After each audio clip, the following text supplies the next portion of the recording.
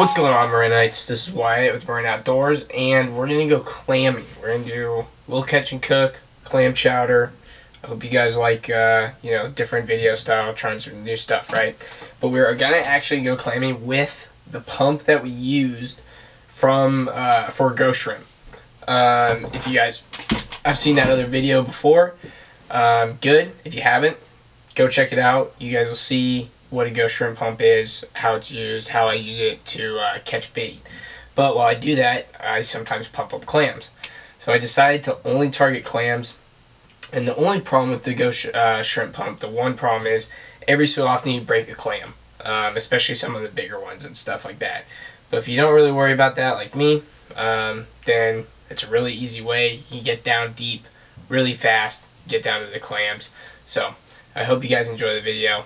Let's do it.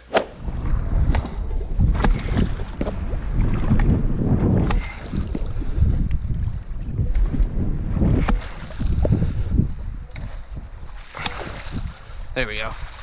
That's a good one. Nice. Look at that. That's a good clam right there. That is a good full clam. Nice.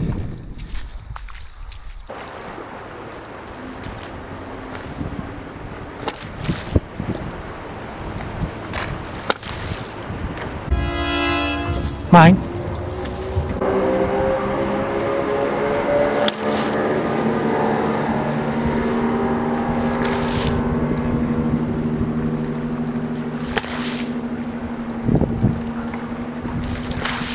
There it is. Boom. Pink buddy.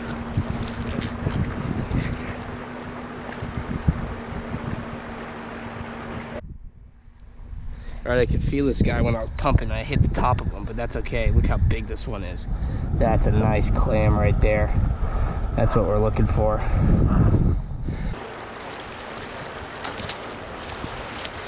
Look at that boy, guys. Ooh, that's a big old clam. So I was just walking around and I saw this thing kind of stuck under the ground. I think I actually pumped him. The steamer clam here, I think I actually pumped him, but I didn't see him, so he was digging himself back in the ground. Grabbed him up real quick. Nice. Nice, a little bit of variety.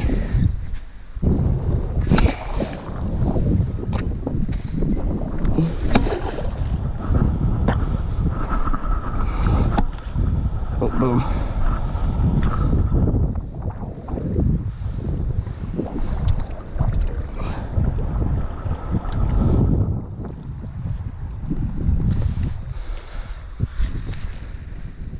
Okay, so what I always look for difference between clam ones and ghost shrimp holes is there's sand piled up along the side of here. So I believe that's where a clam is. Clams usually show that.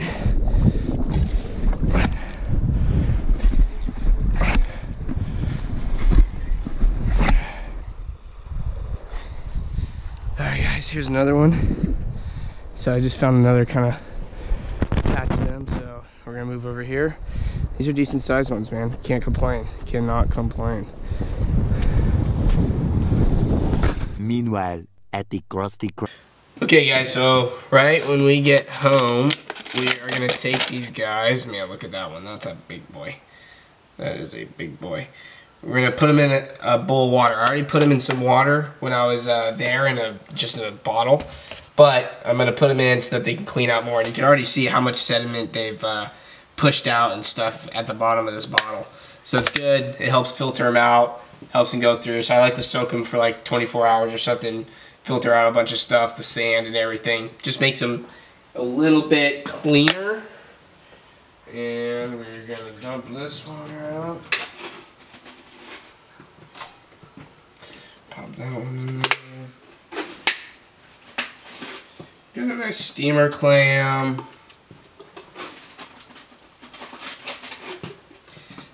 This one, I think, this one's a dead one. So, don't know why that's in there. That's in there. This one.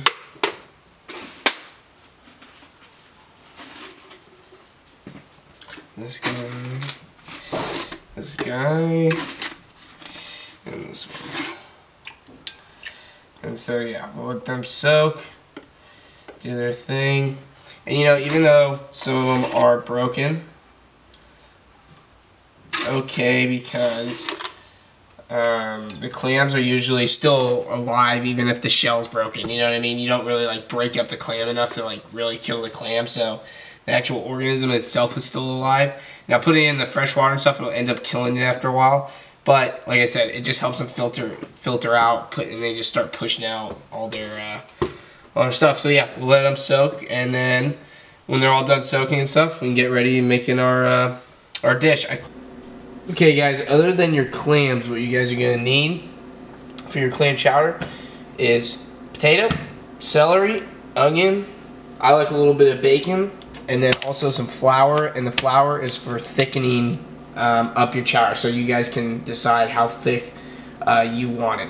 Some people put corn in their clam chowder. Go ahead and do that if you want, but this is the recipe we're going with, and all we're going to do is dice up the potatoes, chop up the celery, chop up some onion, all in about even portions. If you guys like more potato, put more potato in, etc. So let's go ahead, cut this up, cook this up, and then we'll get into making the clam juice, and which is pretty much your broth, and then into making the actual soup.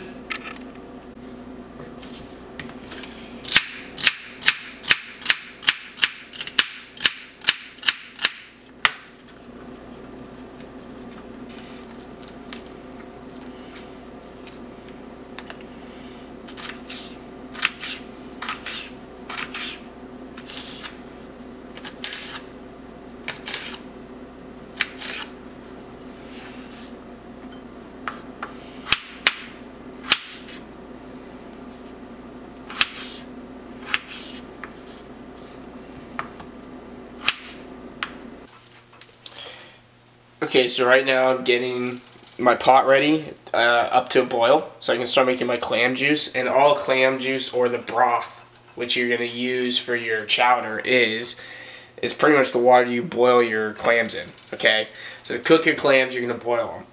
You're going to boil them up and everything like that, and you're going to be left with the stock, you know, that has the clam juice, or this kind of like milkiness to it, and that is what your broth is going to be for your chowder. And then from there on, we're going to add in our potato, our cream, our onion, our celery, our clams, all together in there, and then cook it down a little bit more into our soup slash chowder. So that's what we're going to do. Just going to wait for this to boil real quick, and we'll get to it. Alright, so now this is up to a boil. Time to throw our clams in.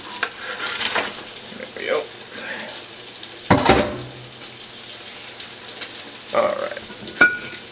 Turn this down a little bit so you can pay attention to the clams. They'll open up. One's already opened up pretty good. And just want to keep them off the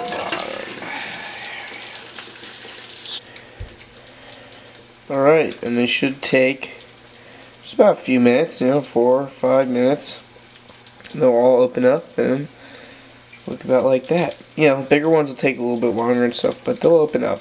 And, you know, a few of ours were broken and everything, but the shells themselves still open a little bit, and, you know, just go as long as the other ones. And, you know, check it out and make sure it's all thoroughly cooked. So, now what we're going to do is deshell them, cut up all the clam and stuff, and then we're going to go ahead and strain this any sediment and stuff and that was left over from the clams, and then boil our potatoes in there and start our chowder. Alright, now while that's coming to boil, we'll also cook our bacon, and then once the bacon is cooked, we can cut it up into bacon bits. We can then put our celery and onion into that bacon fat there and cook it up, you know, to give it a little bit more flavor before we throw it into our clam juice and broth.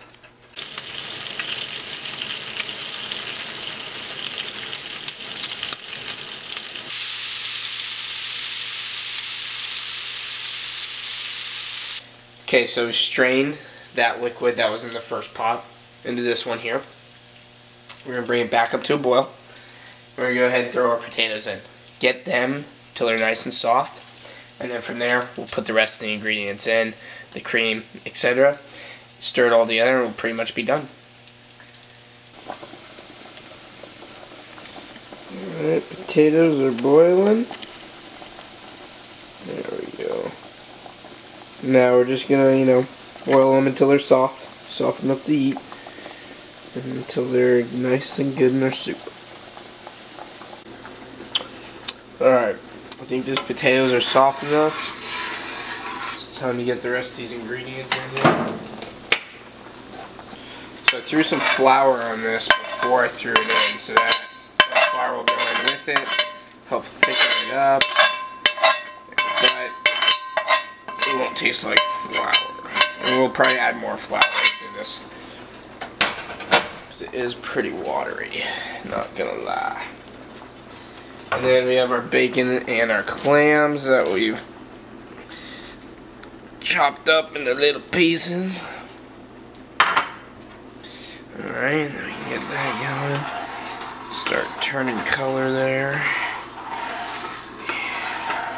And I like everything really chunky, so I love the bacon chunky, I love the clam chunky, potato, everything. So we'll let that come up. Start cooking a little bit more before we add in our heavy cream.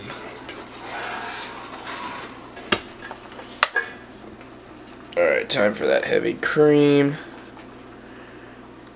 And you just want to put it in there until it whites up pretty much.